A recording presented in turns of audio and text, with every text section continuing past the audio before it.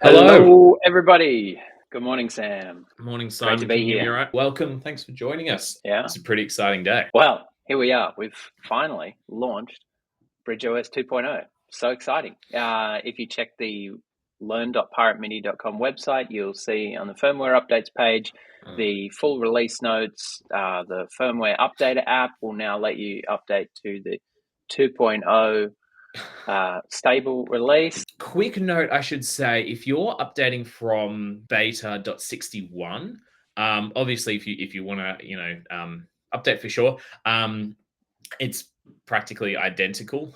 So if you kind of want to, just dive in, there's no new features or anything like that introduced in 2.0. Beta 61 was the last beta version, which means it's sort of the final stable beta that we're happy to push live. It's sort of the release candidate.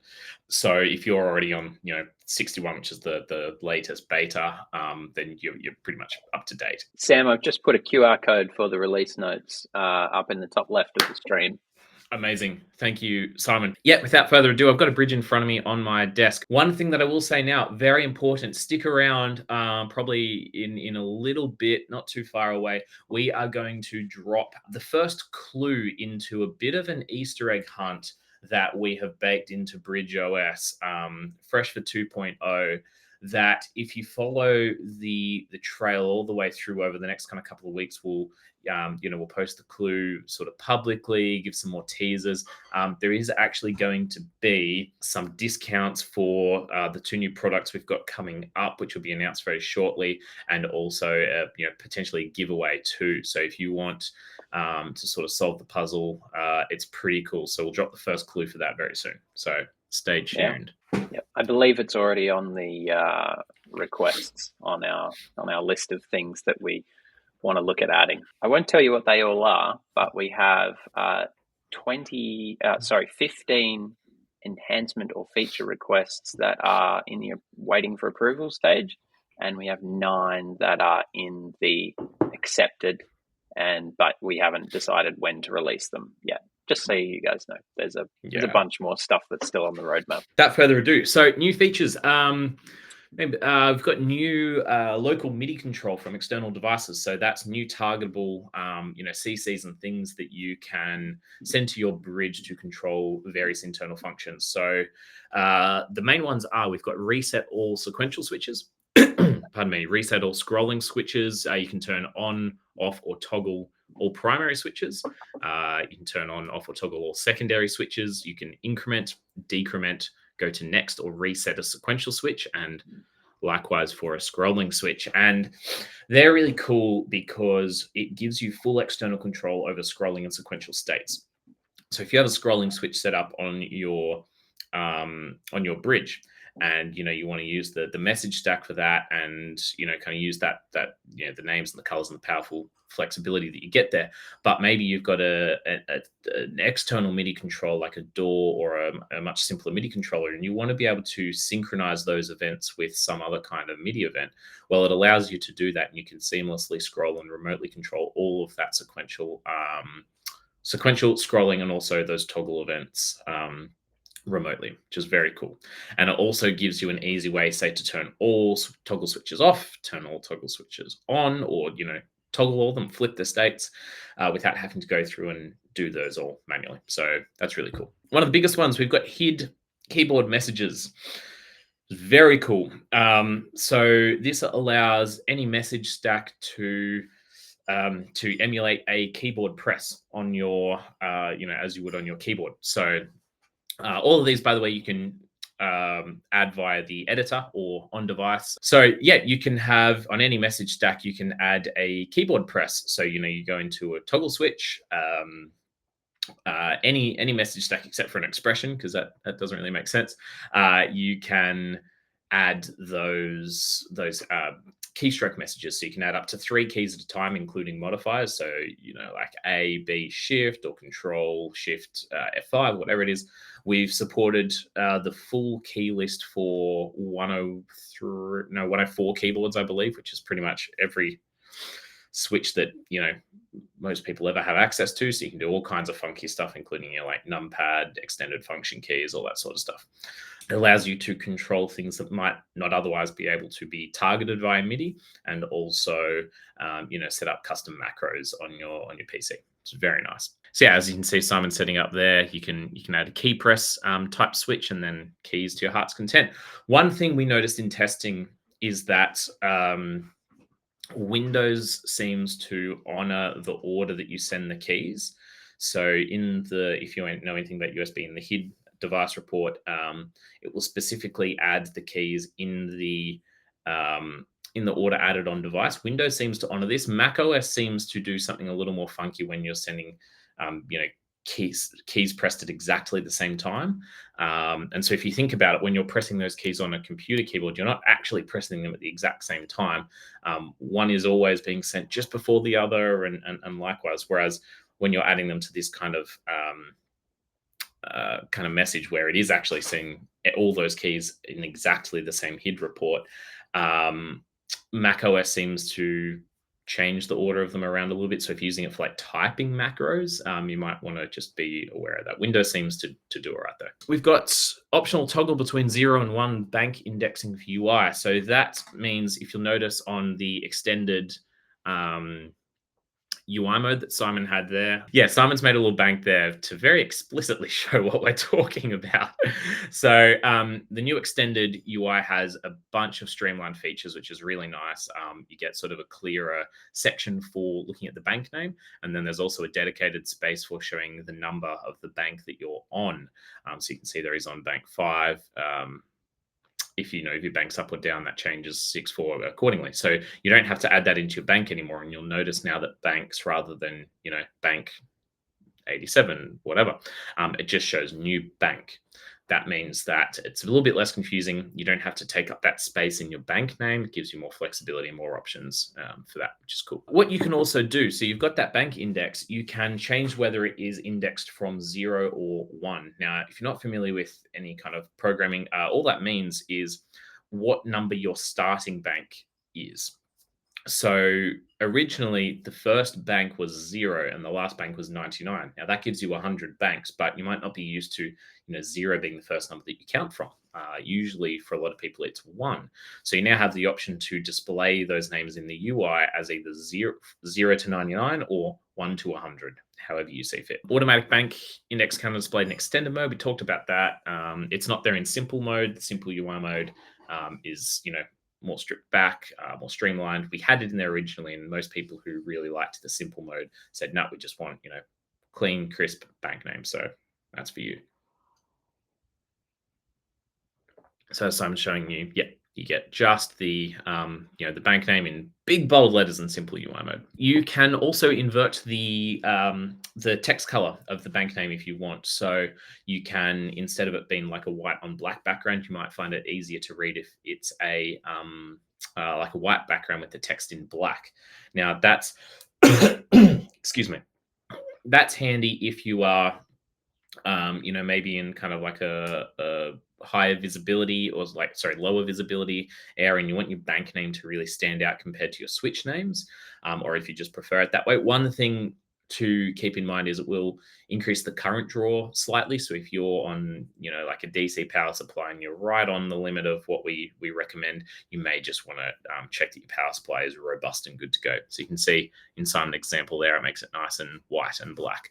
We've got state preservation. So it existed previously in pre 2.0 versions, but it was limited to toggle state preservation. What that means is if you toggle a switch, so Simon's showing you the menu setup here. It's obviously even more straightforward in the editor if you want to do that. But if you want the states of your switches to be as they were when you, go back to that bank, or you power it on or off, so, you're scrolling through, or you've got a sequential switch, you go back to that bank, it will stay on, the sequential step or the toggle state or the scrolling step value that you are on. That's really useful if you want to go back to, say, where you're up to, if you use your banks like, pages for a single song, something like that. So you can actually individually, for toggle states, sequential states, and scrolling states, turn those on or off depending on how you would like. So very handy. New smart message jump to last bank. That allows you to basically track the bank that you came from and return to it. So let's say I know a lot of people use a bank on their bridge like a home page, and they have sort of different songs that they can go to based off there. Well, instead of having to hard code in the bank that you want to go to, you can actually just go to the bank that you were already from. So that's really handy where you're scrolling through banks, things like that. You just want to go, back. It's like sort of the up level of banks. It's a smart message to allow you to do just that. Very handy. You've got more granular LED brightness adjustment. So instead of low, medium, high, or off, you can actually change that LED brightness from 0 to 100%, however you like, which is pretty handy. You'll notice that because they are RGB mixing LEDs, they're an emissive technology. You won't get perfectly uniform color across the entire range. So you'll see that perhaps at lower brightness values, it's pretty uniform. I think we've done a pretty good job of that. But if you want like hex code, very close to the exact hex color that you set them to, there may be slight discrepancies from full brightness to minimum brightness. Hold to scroll bank navigation. This is pretty cool. It means that instead of having to press the bank triggers multiple times, you can just press and hold and it'll scroll through the banks just like it would with a menu item. We'll add as well, the hold to scroll applies to whatever custom bank trigger you might assign. So if you set a single switch to be your bank trigger, it will work on that as well. We've also changed the banking action to be on the press. So you get like an instantaneous bank change rather than being on the release of the button. So it's instantaneous. Expression ladder messages. These are really cool. These are super cool. So you've got an expression pedal plugged into a flexi port in expression mode. And let's say you want to emulate the type of expression pedal or, wah that has a switch in the toe down position.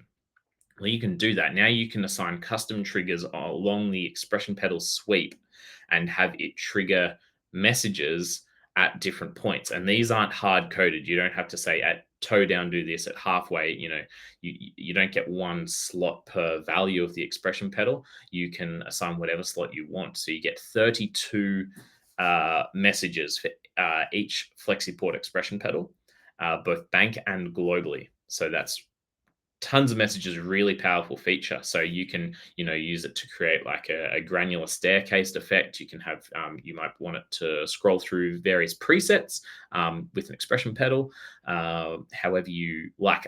As I'm explaining this as well, make sure you check, what's going on to see an example of that. But really powerful feature. You can stack multiple messages on the same value. So if you go through and your pedal's at 63%, let's say, you might want to assign 4 messages to that value. It's not just limited to one. So very powerful.